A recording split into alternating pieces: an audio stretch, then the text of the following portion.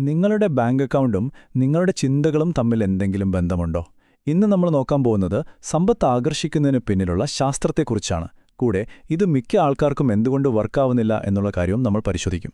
നമ്മളിന്ന് ചർച്ച ചെയ്യുന്നത് ലോ ഓഫ് അട്രാക്ഷൻ കോച്ചുകളായ മിതേഷ് ഇന്ദു ഖത്രി എന്നിവരുമായുള്ള ഒരു സംഭാഷണത്തെ അടിസ്ഥാനമാക്കിയാണ്. അവർ പറയുന്നൊരു കാര്യമുണ്ട്, 1 കോടി രൂപ വരെ ആകർഷിക്കാൻ സഹായിക്കുന്ന ഒരു പ്രത്യേക ദിനചര്യയെക്കുറിച്ച്. കേൾക്കുമ്പോൾ കൊള്ളാമല്ലേ? പക്ഷേ അവിടെയാണ് ട്വിസ്റ്റ്. അവര് ഒരു പ്രധാനപ്പെട്ട മുന്നറിയിപ്പും കൂടെ തരുന്നുണ്ട്. ഇതിനു പിന്നിലെ ശാസ്ത്രം ശരിക്കും മനസ്സിലാക്കിയില്ലെങ്കിൽ ഈ പറയുന്ന ദിനചര്യയൊക്കെ വെറുതെയാവും, പരാജയപ്പെടും. അപ്പോ എന്താണ് ആ യഥാർത്ഥ രഹസ്യം? നമുക്ക് നോക്കാം. ഓക്കേ, അപ്പോൾ ആദ്യം തന്നെ നമ്മൾ മനസ്സിലാക്കേണ്ട ഒരു കാര്യമുണ്ട്. ഈ പറയുന്ന ആകർഷണ നിയമം, അതായത് ലോ ഓഫ് അട്രാക്ഷൻ, അതൊരു മാജിക്കോ മന്ത്രവാദമോ ഒന്നുമല്ല. ഇവിടെ അതിനെ അവതരിപ്പിക്കുന്നത് ഫിസിക്സിന്റെ, അതായത് ഭൗതികശാസ്ത്രത്തിന്റെ ഒരു നിയമമെന്ന നിലയ്ക്കാണ്. ശരിക്കും അദ്ഭുതം തോന്നുന്നൊരു കാര്യമാണിത്. കാരണം മോഡേൺ ഫിസിക്സും ഭഗവത്ഗീത പോലുള്ള ആയിരക്കണക്കിന് വർഷം പഴക്കമുള്ള ഗ്രന്ഥങ്ങളും ഒരേ കാര്യം തന്നെയാണ് പറയുന്നത്. എന്താണെന്നല്ലേ? ഈ പ്രപഞ്ചത്തിലുള്ളതെല്ലാം, ഞാനും നിങ്ങളും നമ്മൾ കാണുന്ന ഓരോ വസ്തുവും അടിസ്ഥാനപരമായി ഊർജമാണ്. ഇതിലെ പ്രധാനപ്പെട്ട നിയമമെന്ന് പറയുന്നത് ഫ്രീക്വൻസിയുടെ നിയമമാണ്. അതായത് ഒരേപോലെയുള്ളത് ഒരേപോലെയുള്ളതിനെ ആകർഷിക്കും. ഒരു സിമ്പിൾ ഉദാഹരണം പറയാം. നമ്മൾ റേഡിയോയിൽ 93.5 FM കേൾക്കണമെങ്കിൽ റേഡിയോ ആ ഫ്രീക്വൻസിയിലേക്ക് ട്യൂൺ ചെയ്യണം, അല്ലേ? അല്ലാതെ 101.1 FM ട്യൂൺ ചെയ്തിട്ട് 93.5 പാട്ട് കേൾക്കാൻ പറ്റുമോ? ഇല്ല. ആ റേഡിയോ പോലെ തന്നെയാണ് നമ്മൾ ഓരോരുത്തരും. നമ്മുടെ വികാരങ്ങൾ, നമ്മുടെ ചിന്തകൾ, നമ്മുടെ വിശ്വാസങ്ങൾ, നമ്മുടെ പ്രവൃത്തികൾ, ഇതെല്ലാം ചേർന്ന് നമ്മളിൽ നിന്ന് ഒരു പ്രത്യേക ഫ്രീക്വൻസി പുറത്തേക്ക് പ്രക്ഷേപണം ചെയ്യപ്പെടുന്നുണ്ട് എപ്പോഴും. അപ്പോ ചോദ്യമിതാണ്, നിങ്ങളിപ്പോൾ ഏത് ഫ്രീക്വൻസിയാണ് പുറത്തേക്ക് വിടുന്നത്?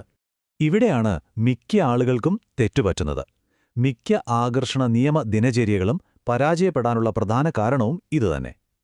നിങ്ങൾ എനിക്കൊന്നുമില്ല, എനിക്ക് കഷ്ടപ്പാടാണെന്ന ഇല്ലായ്മയുടെ ഫ്രീക്വൻസിയിലാണ് നിൽക്കുന്നതെങ്കിൽ നിങ്ങൾക്കൊരിക്കലും സമൃദ്ധിയെ ആകർഷിക്കാൻ കഴിയില്ല. എത്രയൊക്കെ ദിനചര്യകൾ ചെയ്താലും കാര്യമില്ല, അത് നടക്കില്ല. അപ്പോ ശരിക്കുള്ള പ്രശ്നം നമ്മൾ ചെയ്യുന്ന ദിനചര്യയുടേതല്ല. യഥാർത്ഥ വില്ലൻ പണത്തെക്കുറിച്ച് നമ്മുടെ ഉപബോധ മനസ്സിൽ, അതായത് സബ് കോൺഷ്യസ് മൈൻഡിൽ ആഴത്തിൽ പതിഞ്ഞുപോയ ചില വിശ്വാസങ്ങളാണ്. ഒരുപക്ഷേ നമ്മുടെയൊക്കെ കുട്ടിക്കാലത്ത് കിട്ടിയ ചില മുറിവുകളാകാം ഇതിന് കാരണം. ദേ, ഈ ഒരു ഉദാഹരണം നോക്കൂ. ഒരമ്മ തന്റെ 5 വയസ്സുള്ള മോനോട് പറയുകയാണ്, നിന്റെ അച്ഛൻ കാരണം എന്റെ ജീവിതം നശിച്ചു, ബിസിനസ് പൊളിഞ്ഞു. ഇത് കേൾക്കുന്ന ആ കുട്ടിയുടെ മനസ്സിൽ എന്തായിരിക്കും പതിയുന്നത്? പണവും ബിസിനസ്സുമൊക്കെ പരാജയവും വേദനയുമാണെന്ന ചിന്ത. മുതിർന്നു കഴിയുമ്പോഴും അയാൾ അറിയാതെ തന്നെ അയാളുടെ സാമ്പത്തിക തീരുമാനങ്ങളെ നിയന്ത്രിക്കുന്നത് ഈ ഒരു വിശ്വാസമായിരിക്കും. ഇവിടെ നമ്മൾ വളരെ പ്രധാനപ്പെട്ടൊരു വ്യത്യാസം മനസ്സിലാക്കണം. പാപ്പരാവുക എന്നത് ഒരു താൽക്കാലിക സാമ്പത്തിക അവസ്ഥ മാത്രമാണ്. ഇലോൺ മസ്ക് പോലും 3 തവണ പാപ്പരായിട്ടുണ്ട്. പക്ഷേ ഞാനൊരു പാപ്പരാണ്, ഞാനൊരു പരാജയമാണ് എന്ന് ഉള്ളിൽ തോന്നുന്നത് ഒരു ഫ്രീക്വൻസിയാണ്. കോടികൾ കയ്യിലുണ്ടെങ്കിലും നിങ്ങൾക്കങ്ങനെ തോന്നാം. ആ തോന്നലാണ് ശരിക്കും സമ്പത്തിനെ നമ്മളിൽ നിന്ന് അകറ്റുന്നത്. ഇനി പറയുന്ന ലക്ഷണങ്ങൾ നിങ്ങൾക്ക് റിലേറ്റ് ചെയ്യാൻ പറ്റുന്നുണ്ടോ നോക്കൂ.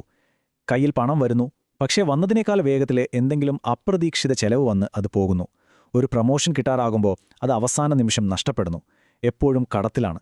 ഇതേ സാമ്പത്തിക പ്രശ്നങ്ങൾ തന്നെ വീണ്ടും വീണ്ടും ആവർത്തിക്കുന്നു. ഇതൊക്കെ നിങ്ങളുടെ ഉപബോധ മനസ്സ് വിജയത്തെ തടയുന്നതിന്റെ വ്യക്തമായ സൂചനകളാകാം. അപ്പോൾ നിങ്ങളുടെ ഉള്ളിൽ പണത്തെക്കുറിച്ച് എന്തൊക്കെ ബ്ലോക്കുകളാണുള്ളതെന്ന് എങ്ങനെ കണ്ടുപിടിക്കും? ആ സംഭാഷണത്തിൽ അവതാരകൻ സ്വയം ഒരു ടെസ്റ്റ് നടത്തി. അതിലെ ചില ചോദ്യങ്ങൾ നമുക്കുമൊന്ന് സ്വയം ചോദിച്ചു നോക്കാം. ഒന്നാമത്തെ ചോദ്യം, ഒരുപാട് ആലോചിക്കരുത്, 3 സെക്കൻഡിനുള്ളിൽ മനസ്സിൽ വരുന്ന ആദ്യത്തെ ഉത്തരം പറയണം. പണം സമ്പാദിക്കുന്നത് എളുപ്പമുള്ള കാര്യമാണോ അതോ ബുദ്ധിമുട്ടുള്ള കാര്യമാണോ? അടുത്തത്, വില കൂടിയ, നിങ്ങൾക്കൊരുപാട് ആഗ്രഹമുള്ളൊരു സാധനം വാങ്ങാൻ പറ്റിയില്ലെങ്കിൽ നിങ്ങൾക്കെന്താണ് തോന്നുക? ഒരു വിട്ടുവീഴ്ച ചെയ്ത പോലെയൊരു നഷ്ടബോധമാണോ അതോ സാരമില്ല, ഇപ്പോഴുള്ളതുകൊണ്ട് ഞാൻ ഓക്കെയാണ് എന്നാണോ? അവസാനത്തെ ചോദ്യം, നിങ്ങൾ വെറുതെ ഒരു റെഫറൽ കൊടുത്തതിന് ഒരാൾ നിങ്ങൾക്കൊരു കമ്മീഷൻ തരാമെന്ന് പറയുന്നു. ഈസി മണിയല്ലേ? അത് സ്വീകരിക്കുമ്പോൾ നിങ്ങൾക്കെന്ത് തോന്നും? ഓ, ഞാനിതിന് അർഹനാണ് എന്നാണോ? അതോ അയ്യോ, വെറുതെ പണം വാങ്ങുന്നോ, എന്തോ ഒരു അസ്വസ്ഥത എന്നാണോ? ആ അഭിമുഖത്തിലെ അവതാരകന്റെ ടെസ്റ്റ് റിസൾട്ട് ശരിക്കും ഞെട്ടിക്കുന്നതായിരുന്നു. പണം സമ്പാദിക്കണമെങ്കിൽ കഠിനാധ്വാനം ചെയ്യണം, വിയർപ്പൊഴുക്കണം എന്നദ്ദേഹം ആഴത്തിൽ വിശ്വസിച്ചിരുന്നു. ഇതിന്റെ ഫലമെന്തായിരുന്നു? എളുപ്പത്തിൽ പണം വരാനുള്ള എല്ലാ അവസരങ്ങളെയും അദ്ദേഹത്തിന്റെ ഉപബോധ മനസ്സ് അറിയാതെ തന്നെ തട്ടിക്കളയുകയായിരുന്നു. അതായത് ചോദ്യം നിങ്ങൾക്ക് എത്ര പണം ഉണ്ടാക്കാൻ പറ്റും എന്നല്ല, ശരിക്കുള്ള ചോദ്യം നിങ്ങളുടെ ജീവിതത്തിലേക്ക് വരാൻ ശ്രമിക്കുന്ന എത്ര പണത്തെയാണ് നിങ്ങൾ അറിയാതെ തടഞ്ഞു നിർത്തുന്നത് എന്നാണ്. നിങ്ങളുടെ ഉള്ളിലെ ഈ തെറ്റായ വിശ്വാസങ്ങൾ ഒരു ഡാം പോലെയാണ്. അവസരങ്ങളുടെ ഒഴുക്കിനെ അത് ബ്ലോക്ക് ചെയ്യുകയാണ്. അപ്പോൾ എങ്ങനെ ഈ ഡാം പൊളിക്കും? അതിനൊരു 2 സ്റ്റെപ്പ് പരിഹാരമാണ് പറയുന്നത്. സ്റ്റെപ്പ് 1, ആദ്യം ഈ ബ്ലോക്കുകളെ ഹീൽ ചെയ്യുക, സുഖപ്പെടുത്തുക. സ്റ്റെപ്പ് 2, അതിനുശേഷം മാത്രം ഈ പുതിയ ഫ്രീക്വൻസി നിലനിർത്താനായി ദിനചര്യകൾ ഉപയോഗിക്കുക. ആദ്യത്തെ സ്റ്റെപ്പ് ബ്ലോക്കുകൾ ഹീൽ ചെയ്യുക. EFT പോലെയുള്ള ടെക്നിക്കുകൾ ഉപയോഗിച്ച് നമ്മുടെ ഉള്ളിൽ കുടുങ്ങിക്കിടക്കുന്ന പഴയ വേദനകളും നെഗറ്റീവ് എനർജിയും പുറത്തുവിടുക. അങ്ങനെ പണത്തെക്കുറിച്ചുള്ള നമ്മുടെ അടിസ്ഥാന പ്രോഗ്രാമിംഗ് തന്നെ മാറ്റിയെഴുതുക. ഈ ബ്ലോക്കുകളൊക്കെ മാറ്റിക്കഴിഞ്ഞാൽ, അതായത് നിങ്ങളുടെ ഫ്രീക്വൻസി ശരിയായി കഴിഞ്ഞാൽ, പിന്നെയാണ് രണ്ടാമത്തെ സ്റ്റെപ്പായ ദിനചര്യ വരുന്നത്. ഓർക്കണം, ഈ ദിനചര്യ ഒരു മാജിക് അല്ല, മറിച്ച് നിങ്ങൾ നേടിയെടുത്ത ആ പുതിയ പോസിറ്റീവ് ഫ്രീക്വൻസിയിൽ തന്നെ തുടരാൻ സഹായിക്കുന്ന ഒരു ടൂൾ മാത്രമാണ്. അപ്പോൾ എന്താണ് ഈ ദിനചര്യ? രാവിലെ എഴുന്നേറ്റ് മനസ്സിൽ വരുന്ന 10 കാര്യങ്ങൾക്ക് നന്ദി പറയുക. പിന്നെ നിങ്ങളുടെ ലക്ഷ്യങ്ങൾ എഴുതിവെച്ച ഒരു കുപ്പിയിലെ വെള്ളം കുടിക്കുക. അതിനുശേഷം നിങ്ങളുടെ വിഷൻ ബോർഡ് നോക്കുക, നിങ്ങളുടെ അഫർമേഷൻസ് വായിക്കുക. പകൽ സമയത്ത് എപ്പോഴെങ്കിലും ഒരു നെഗറ്റീവ് ചിന്ത വന്നാൽ ഉടൻ മനസ്സിൽ ക്യാൻസൽ എന്ന് പറയുക.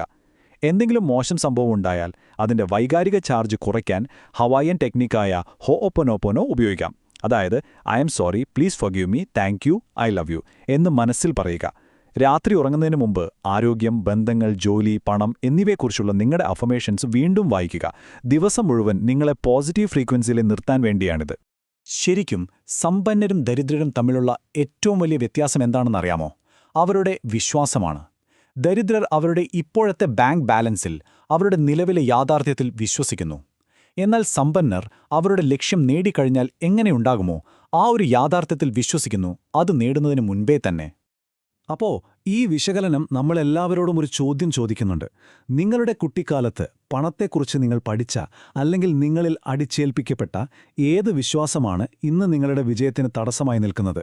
ആ ഒരൊറ്റ വിശ്വാസം കണ്ടെത്തി മാറ്റാനായാൽ ഒരുപക്ഷേ നിങ്ങളുടെ മുഴുവൻ സാമ്പത്തിക ഭാവിയും മാറിയേക്കാം.